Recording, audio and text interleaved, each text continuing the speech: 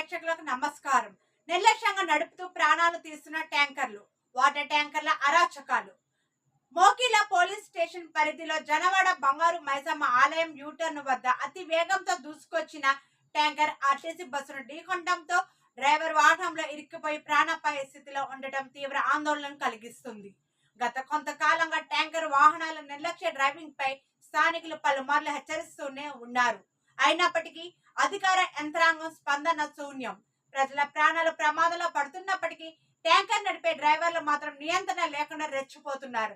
ఇష్టం వచ్చిన ట్యాంకర్లు నడుపుతూ ప్రజల ప్రాణాలను తీసుకుంటున్నారు. ప్రశ్నించిన వారిపై దాడులకు దిగటం పరిస్థితి ఎంతో దారుణంగా మారిందో చెప్పకనే చెబుతోంది. ట్యాంకర్ వాహనాల వేగ నియంత్రణ, డ్రైవింగ్ ప్రమాణాల పర్యవేక్షణ వంటి అంశాల్లో అధికారులు నిర్లక్ష్యంగా వ్యవహరిస్తున్నారనే ఆరోపణలు ఉన్నాయి. ప్రతి ప్రమాదం తర్వాత విచారం వ్యక్తం చేయడం, కేసు నమోదు చేయడం సాధారణమైపోయింది. కానీ నివారణ చర్యలు మాత్రం కనబడటం లేదు.